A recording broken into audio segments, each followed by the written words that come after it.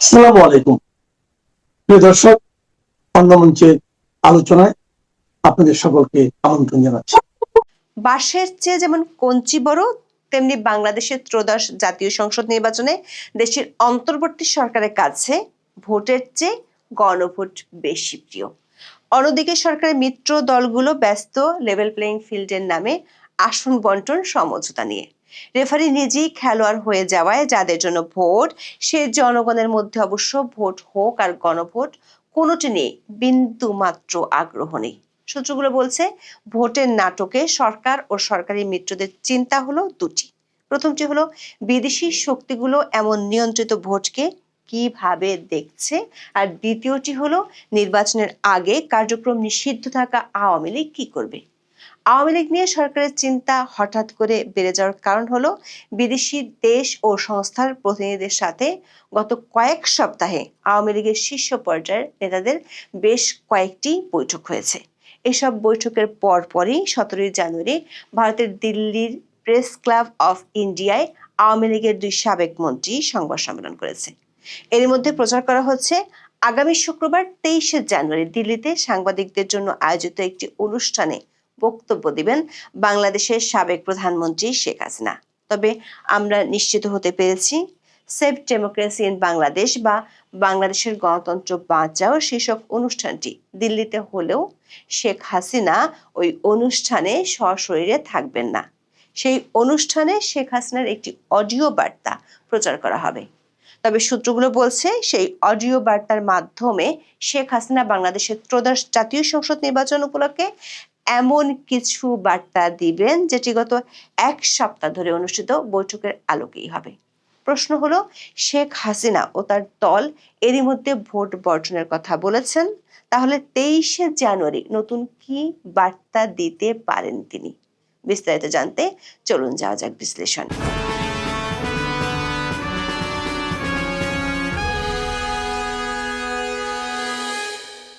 2024 সালের 5ই আগস্ট সরকার পতনের পর থেকে আওয়ামী লীগ সভানেত্রী ও বাংলাদেশের সাবেক প্রধানমন্ত্রী শেখ হাসিনা আছেন দিল্লিতে। সেখান থেকে অডিও বার্তার মাধ্যমে দলীয় নেতাকর্মীদের প্রায় তিনি বার্তা দেন। এ নিয়ে ভারতের কাছে একাধিকবার নালিশও জানায় বাংলাদেশের অন্তর্বর্তী সরকার। এতে অবশ্য কোনো লাভ হয়নি। উল্টো ইংরেজি বাংলা মিলিয়ে একাধিক আন্তর্জাতিক ও ভারতীয় সংবাদ মাধ্যমকে ইমেইলের মাধ্যমে সাক্ষাৎকার দিয়েছেন শেখ হাসিনা। সেসব সাক্ষাৎকারে বাংলাদেশের অন্তর্বর্তী সরকারের বৈধতা নিয়ে প্রশ্ন তোলার পাশাপাশি এই সরকারের আমলে মানবাধিকার লঙ্ঘন, সংখ্যালঘু নির্যাতন এবং আওয়ামী লীগের নেতা কর্মীদের উপর নিপীড়ন সহ একাধিক ইস্যুতে তিনি মন্তব্য করেছেন। প্রায় সবগুলো সাক্ষাৎকারে তিনি দাবি করেছেন তার দল আওয়ামী লীগ নির্বাচনে অংশ নিতে চায়, কিন্তু আওয়ামী লীগের জনপ্রিয়তায় ভয় পেয়ে সরকার আওয়ামী লীগকে নির্বাহী আদেশে নিষিদ্ধ করে ভোটের মাঠ থেকে বাইরে রেখেছে। কিন্তু অডিও বার্তা কিংবা ইমেল সাক্ষাৎকার দিলেও শেখ হাসিনাকে গত 17 মাসে সশরীরে দেখা যায়নি, কিংবা ভিডিও বার্তাও দিতে দেখা যায়নি। ভারতীয় এক সাংবাদিকের ভিডিও বার্তা থেকে প্রচারিত হয়েছে 23 জানুয়ারি শেখ হাসিনা সশরীরে সাংবাদিকদের জন্য আয়োজিত একটি অনুষ্ঠানে উপস্থিত থাকবেন। তবে দিল্লির একাধিক সূত্রে আমরা নিশ্চিত হতে পেরেছি, শেখ হাসিনা সশরীরে কোনো অনুষ্ঠানে উপস্থিত থাকছেন না। যে অনুষ্ঠানটির কথা বলা হচ্ছে সেটির শিরোনাম হলো সেভ ডেমোক্রেসি ইন বাংলাদেশ বা বাংলাদেশে গণতন্ত্র বাঁচাও।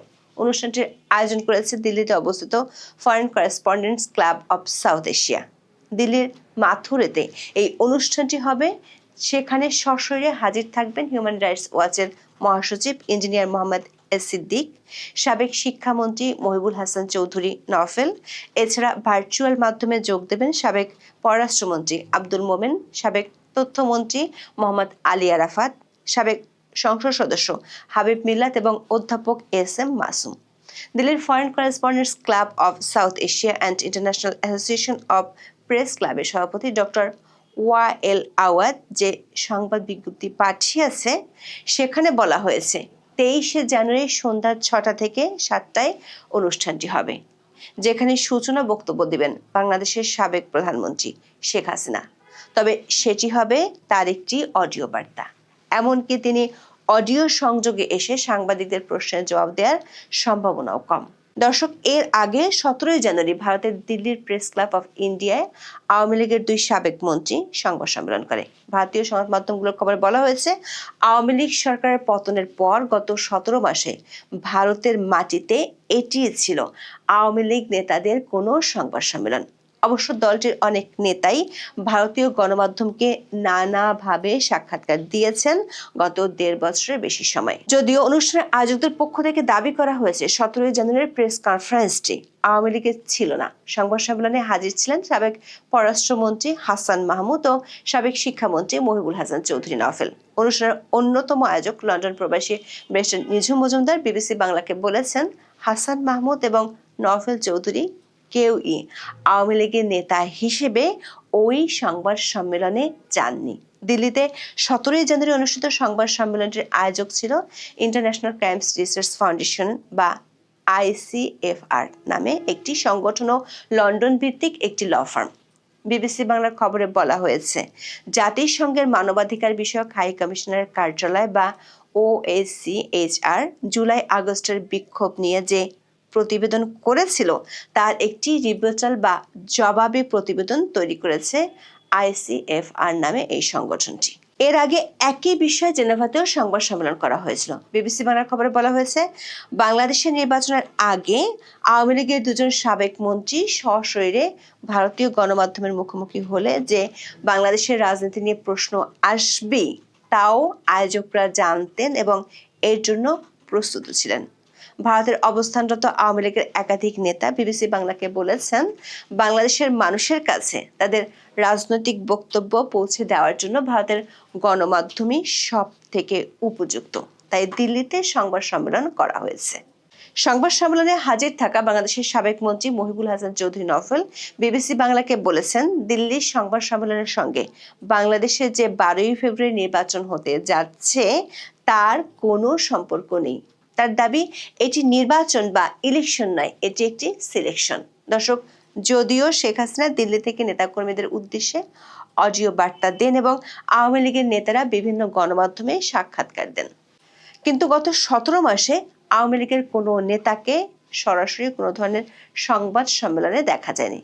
গত বছরের মাঝামাঝি সময় নাগাদ দিল্লির জাতীয় প্রেস ক্লাবে একটি মানবাধিকার সংগঠনের ব্যানারে বেশ কয়েকজন আওয়ামী লীগ নেতার প্রকাশ্যে আসার কথা ছিল, তবে ভারতের স্বরাষ্ট্র মন্ত্রণালয় শেষ পর্যন্ত তা নিয়ে আপত্তি তোলায় সেটি বাতিল করা হয়।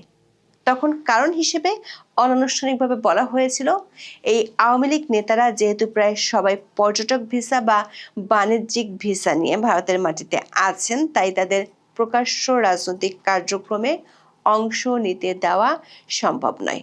তবে হাসান মাহমুদের ক্ষেত্রে পরিস্থিতিটা আলাদা, কারণ তিনি ভারতে নন, আপাতত থাকছেন ইউরোপের দেশ বেলজিয়ামে। সম্প্রতি সোশ্যাল মিডিয়াতে ফাঁস হওয়া বিভিন্ন ছবিতে তাকে ইউরোপের বিভিন্ন দেশে সফর করতেও দেখা গেছে।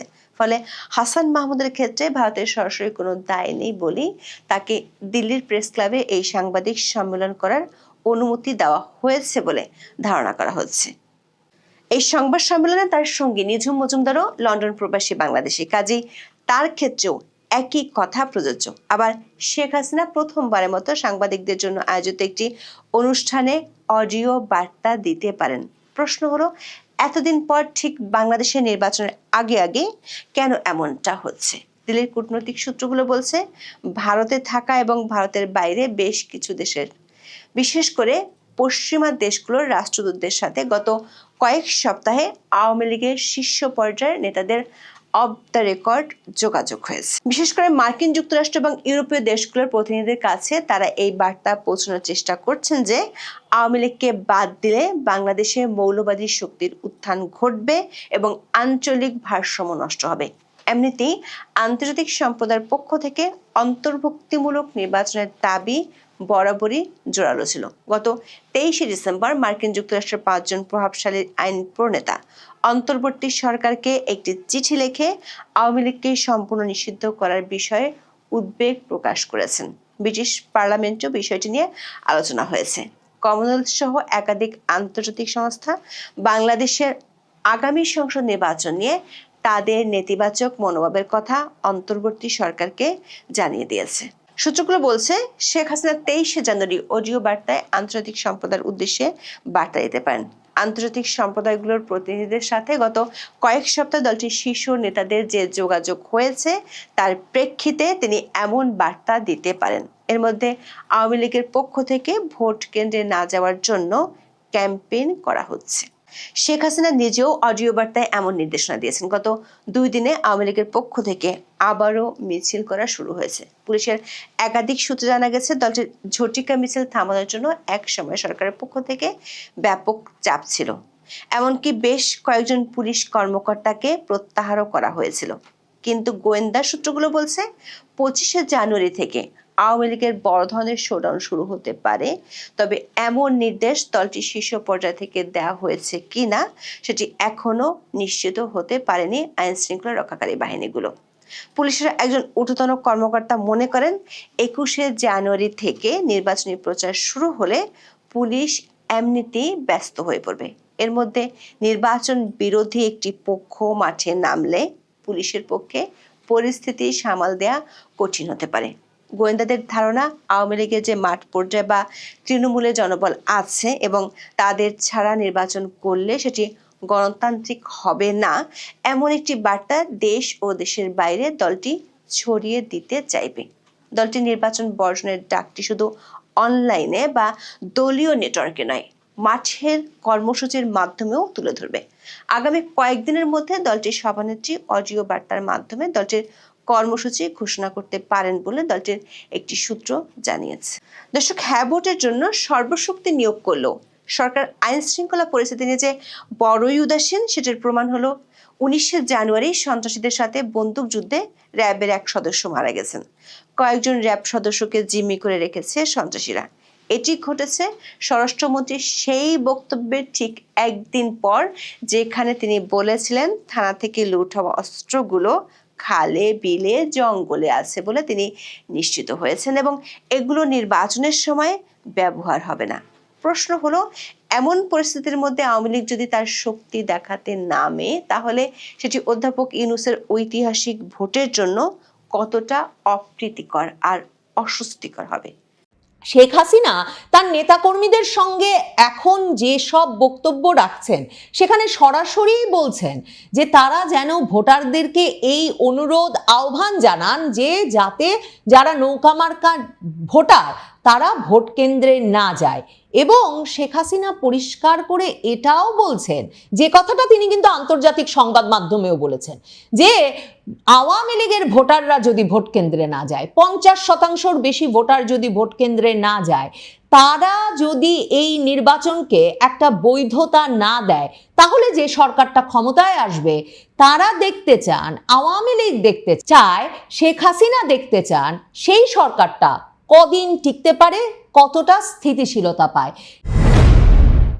বাংলাদেশ আওয়ামী লীগ 2024-এর মে মাসে তাদের রাজনৈতিক কার্যক্রম নিষিদ্ধ করার পর যখন সরকার এই ঘোষণাও দিয়েছিল যে এবারের নির্বাচনে আর নৌকা মার্কা থাকছে না, তখন থেকেই এই ক্যাম্পেইন করে আসছিল, এই প্রচারণা চালিয়ে আসছিল যে নো ভোট নো ভোট, নৌকা নাই তো ভোটও নাই।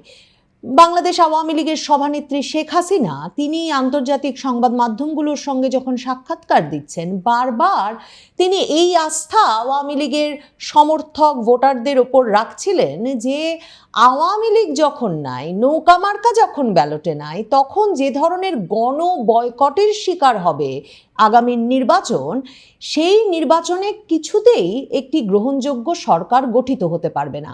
এই ম্যাস বয়কট বা গণ বয়কট সৃষ্টি হবে আওয়ামী লীগের ভোটারদেরকে বাইরে রাখার মাধ্যমে, এই কথাটা বারবার শেখ হাসিনা উল্লেখ করছিলেন। শেখ হাসিনা বলে আসছিলেন, আওয়ামী লীগ নেতৃবৃন্দ বলে আসছিলেন যে যখন একদিকে আওয়ামী লীগেরই 35-40% ভোট নিশ্চিতভাবে আছে, তখন ওয়ার্কার্স পার্টি, জাসদ, এমনকি জাতীয় পার্টিকেও যখন ভোটের বাইরে রাখার পুরো ব্যবস্থা করে ফেলা হয়েছে, তখন আসলে বাংলাদেশের জনসংখ্যার 50% পছন্দের মার্কাগুলোর কোনো উপস্থিতি থাকছে না ব্যালট পেপারে। কাজেই যে ভোটে 50% মানুষের প্রিয় মার্কা নাই, সেই ভোটে কেনই বা মানুষ ভোট দিতে যাবেন, সে প্রশ্ন বারবার আওয়ামী লীগ নেতৃবৃন্দ তুলছিলেন। আওয়ামী লীগ নেতৃবৃন্দ বলছিলেন, এমনকি যে অবস্থা আইন শৃঙ্খলা পরিস্থিতির, তাতে কি অন্তর্বর্তীকালীন সরকার সত্যিই একটা নির্বাচন অনুষ্ঠান করতে পারবে? সেই নির্বাচন অনুষ্ঠিত হলেই কি ভোটাররা ভয় মুক্তভাবে সেই নির্বাচনে ভোট দিতে যেতে পারবে? আর বিএনপি জামায়াতের মধ্যকার এই নির্বাচন যদি একটা ভাগাভাগির নির্বাচন, সাজানো নির্বাচন হিসেবেই অনুষ্ঠিত হয়ে যায়, তাহলে বিএনপি জামাতের ভোটাররাই বা কেন, কোন উৎসাহে এমন একটা প্রতিদ্বন্দ্বিতাবিহীন সাজানো ভাগাভাগির নির্বাচনে ভোট দিতে যাবেন, সে প্রশ্ন পর্যবেক্ষকরা বারবার তুলছিলেন। আওয়ামী লীগ এই অবস্থায় নো ভোট হলেও, মানে নৌকা না থাকলেও যখন ভোট হয়ে যাচ্ছে, মানে অন্তত সরকার এখনো বলছে 12ই ফেব্রুয়ারি তারা ভোট অনুষ্ঠান করেই ছাড়বে, তখন আওয়ামী লীগের কর্মসূচিটা কি? আওয়ামী লীগ কি ভোটাররা গণ বয়কট করবেন সেই প্রত্যাশা করছেন? মানে তারা স্বতঃস্ফূর্তভাবে গণ বয়কট করবেন সেই প্রত্যাশায় আছেন, নাকি আওয়ামী লীগ ভোটারদেরকে গণ বয়কটের ডাক দেবে? আওয়ামী লীগ কি নো ভোট, যে ভোটে নৌকা নাই সে ভোট প্রতিহত করবে? আওয়ামী লীগ কি যে ভোটে নৌকা নাই সে ভোটে প্রতিরোধ গড়ে তুলবে? আওয়ামী লীগ কি করবে? এই নিয়ে যখন একটা কৌতূহল তীব্র হয়ে উঠছিল, এমনকি আওয়ামী লীগের ভোটার সমর্থকদের মধ্যে, যে আওয়ামী লীগের নির্দেশনাটা কি। কারণ আওয়ামী লীগ সভানেত্রী শেখ হাসিনা বলেছেন, এবং আন্তর্জাতিক সংবাদ মাধ্যমেও কয়েক দফায় তিনি এই কথাটা উল্লেখ করেছেন, যে এই যে ইউনূস সরকার কিংবা বিএনপি জামাত কিংবা ছাত্রদের নতুন দল, তারা যে একেবারে ঐকমত্যে পৌঁছেছে যে কিছুতেই আওয়ামী লীগকে নির্বাচন করতে দেওয়া হবে না, তার একমাত্র কারণ হচ্ছে তারা জানে আওয়ামী লীগ যদি 2024-এর 5ই আগস্টে আওয়ামী লীগ সরকারের পতন ঘটানোর পরেও এখনো যদি নির্বাচনে অংশ নেওয়ার তাদের অনুমতি থাকতো, তাদেরকে যদি নির্বাচনে অংশগ্রহণ করতে দিত এই অন্তর্বর্তীকালীন সরকার এবং তাদের পক্ষের এই রাজনৈতিক দলগুলো, তাহলে শেষ পর্যন্ত আওয়ামী লীগই আবারও নির্বাচনে জয়ী হয়ে আসতো, এবং আওয়ামী লীগের নির্বাচনে জয় ঠেকাতেই ইউনূস সরকার, বিএনপি জামাত, এনসিপি এরা সকলে মিলে আওয়ামী লীগকে যে কোনো উপায়ে নির্বাচনের বাইরে রাখছে। শেখ হাসিনা সে কথাটা আবারও খুব স্পষ্ট করে তার নেতাকর্মীদের ফোরামে নেতাকর্মীদের উদ্দেশ্যে বলছেন। কিন্তু আজকে যে নির্বাচন, কেন আওয়ামী লীগকে নিষিদ্ধ করা হলো? আওয়ামী লীগ কেন ইলেকশন করতে পারবে না? কেন আমাদের নৌকা থাকবে না? তার কারণটা খুব স্পষ্ট।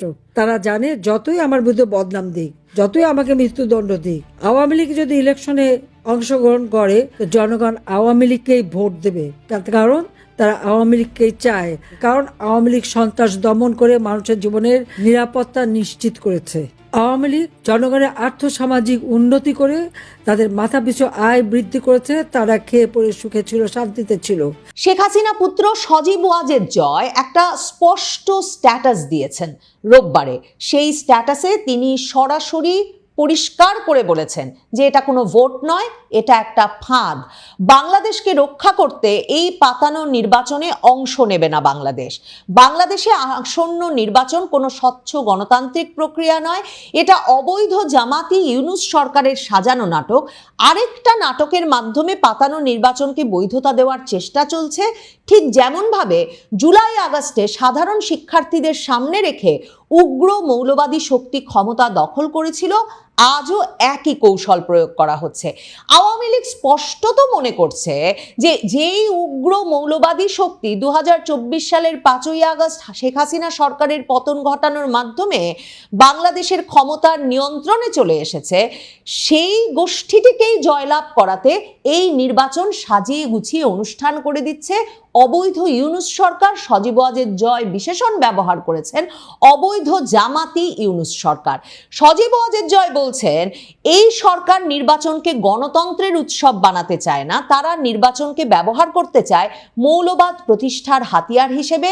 ভোটের বাক্স নয়, পরিকল্পিত স্ক্রিপ্টই এখানে মূল বিষয়, জনগণের মতামত নয়, ইউনূসের সেট করা প্ল্যানই এখানে শেষ কথা।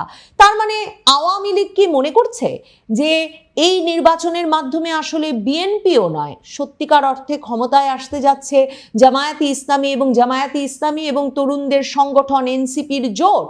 তারা বারবার এই যে উল্লেখ করছে যে মৌলবাদ প্রতিষ্ঠার হাতিয়ার হিসেবে এই ভোটকে ব্যবহার করছে ইউনূস সরকার, তারা কার দিকে ইঙ্গিত করছে? নাকি তারা বিএনপি জামায়াত একটা জোট সরকার গঠিত হলেও সেই সরকারকেও আসলে মৌলবাদ প্রতিষ্ঠার হাতিয়ার হিসেবেই মনে করছে?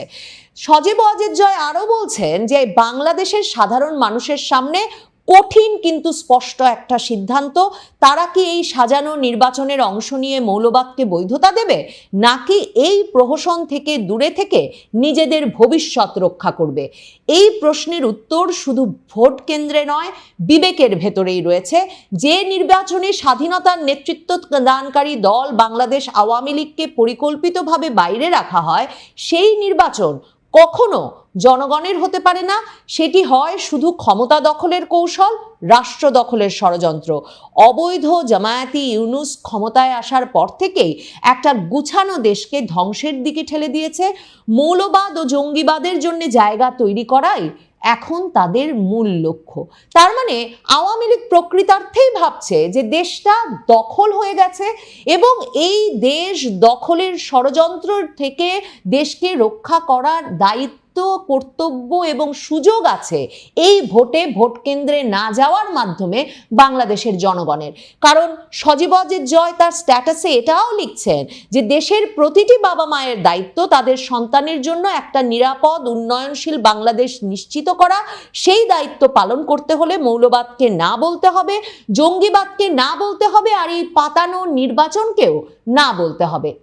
শেখ হাসিনা তার নেতাকর্মীদের সঙ্গে এখন যে সব বক্তব্য রাখছেন সেখানে সরাসরি বলছেন যে তারা যেন ভোটারদেরকে এই অনুরোধ আহ্বান জানান যে যাতে যারা নৌকা মার্কা ভোটার তারা ভোট কেন্দ্রে না যায়। এবং শেখ হাসিনা পরিষ্কার করে এটাও বলছেন, যে কথাটা তিনি কিন্তু আন্তর্জাতিক সংবাদ মাধ্যমেও বলেছেন, যে আওয়ামী লীগের ভোটাররা যদি ভোট কেন্দ্রে না যায়, 50% বেশি ভোটার যদি ভোট কেন্দ্রে না যায়, তারা যদি এই নির্বাচনকে একটা বৈধতা না দেয়, তাহলে যে সরকারটা ক্ষমতায় আসবে তারা দেখতে চান, আওয়ামী লীগ দেখতে চায়, শেখ হাসিনা দেখতে চান সেই সরকারটা কদিন টিকতে পারে, কতটা স্থিতিশীলতা পায়। শেখ হাসিনা কি বলছেন শুনে আসি। হ্যাঁ, আমাদের কষ্ট হচ্ছে, আমাদের নেতাকর্মীদের কারো ঘর নাই, বাড়ি নাই, বাড়িতে থাকতে পারে না, বা পরিবারের সাথে দেখা করতে পারে না, চিকিৎসা নিতে পারে না। তার উপর তাদের অত্যাচার, নির্যাতন যেভাবে গায়ে হাত তুলছে, কারা কারা করছে সমস্ত নাম তালিকা করে রাখতে হবে। আর আমার বিরুদ্ধে তো একটা তো হচ্ছে প্রায় 400-র উপরে মামলা, আমি হত্যা করেছি, তার উপর আবার মৃত্যুদণ্ড দিয়েছে। এখন আর ভয় কিসের? ওই শাস্তি তো পেয়ে গেছি।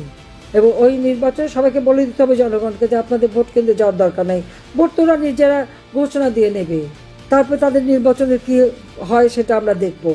এরপরে সরকার গঠন কারা করে আর কিভাবে চলে সেটা আমরা দেখব। জনগণকে এ ব্যাপারে শক্ত থাকতে হবে। সজীব ওয়াজেদ জয় মানে ভোট নয় ফাঁদ, বাংলাদেশের প্রতিটি নাগরিকের দায়িত্ব এই ভোটকে অংশ নিয়ে এই ভোটকে কোনো বৈধতা না দেওয়া, প্রতিটি বাবা মায়ের এবং জনগণের দায়িত্ব সন্তানের জন্য নিরাপদ বাংলাদেশ করতে মৌলবাদ এবং জঙ্গিবাদকে না বলা, ভোট দিতে না যাওয়ার মাধ্যমে এসব কথা বলে তার ফেসবুক স্ট্যাটাস শেষ করেছেন আবার এটা বলে যে এটা ভোট বর্জনের ডাক নয়, এটা রাষ্ট্র বাঁচানোর ঘোষণা, এটা কোনো দলের স্বার্থ নয়, এটা বাংলাদেশের ভবিষ্যৎ। সুতরাং এই অবৈধ পাতানো নির্বাচন বর্জন করুন, নো ভোট নো ভোট। এ ধরনের পোস্টার, আর্টওয়ার্ক সামাজিক যোগাযোগ মাধ্যমে ছড়িয়ে পড়েছে যে নৌকা যখন থাকছে না ভোট কেন্দ্রে যাব না, নৌকা নাই তো ভোট নাই। এই কথাটা যখন একদিকে সামাজিক যোগাযোগ মাধ্যমে এবং নিজেদের নেতা কর্মী সমর্থকদের মধ্যে আওয়ামী লীগ ব্যাপক প্রচারণা চালাচ্ছে, ঠিক তেমনি ভাবে আওয়ামী লীগ যে সংবাদ সম্মেলন করলো সবে দিল্লিতে, সেখানে তারা পরিষ্কারভাবে এই কথাটা বলেছে। যেমন আমি দেখছি দ্য হিন্দু, ভারতের শীর্ষস্থানীয় দৈনিক, সেই সংবাদ সম্মেলন থেকে এই শিরোনাম করেছে যে excluding Awami League from upcoming election will not bring stability to Bangladesh, says party leader in Delhi. মানে সেই অবস্থানটা, আওয়ামী লীগকে বাদ দিয়ে নির্বাচন করলে সেই নির্বাচন কিছুতেই স্থিতিশীলতা আনবে না। আমি দেখছি আওয়ামী লীগের সেই সংবাদ সম্মেলন নিয়ে হিন্দুস্তান টাইমস যে শিরোনাম করেছে, সেখানে তারা বলছে Awami League says Bangladesh interim government incapable of holding fair elections. কারণ তারা বলছে যে এই অবৈধ সরকার একটা সাজানো নির্বাচন করতে চাচ্ছে এবং শেখ হাসিনার আওয়ামী লীগকে সেই নির্বাচনে অংশগ্রহণ করতে না দেওয়ার মাধ্যমে তারা এমন একটা নির্বাচন অনুষ্ঠান করছে যে সেই নির্বাচনকে কোথাও কেউ ফেয়ার বা একটা নিরপেক্ষ ভালো নির্বাচন হিসেবে অভিহিত করার সুযোগ পাবে না। আওয়ামী লীগের নেতৃবৃন্দের অনেকেই মনে করেন যে ইউনূস সাহেব যত সহজে সাজিয়ে গুছিয়ে নির্বাচনটা করে ফেলবেন ভাবছেন, সেটাও হয়তো খুব সহজ হবে না। এখনো এমন সম্ভাবনাও তারা দেখেন যে বিএনপি জামায়াতের মধ্যেই সম্পর্কটা এমনভাবে টুটে যেতে পারে, এমনভাবে ভেঙে পড়তে পারে, আরেকটি অন্তর্বর্তীকালীন সরকার গঠনের মাধ্যমে একটা সকল দলের অংশগ্রহণের নির্বাচনই হয়তোবা বাংলাদেশের বর্তমান পরিস্থিতির একটা সমাধান সূত্র হয়ে উঠতে পারে। এবং আওয়ামী লীগ জানে যে যুক্তরাজ্য, যুক্তরাষ্ট্র, ভারত সহ পৃথিবীর গুরুত্বপূর্ণ রাষ্ট্র এবং সংস্থায় গুরুত্বপূর্ণ ব্যক্তিদের অনেকেই আওয়ামী লীগের সেই সমাধানটিকেই সবচেয়ে কার্যকর সমাধান বলে মনে করে এবং ইউনূস সরকারকে এখনো সেই পথ বাতলে দিচ্ছে।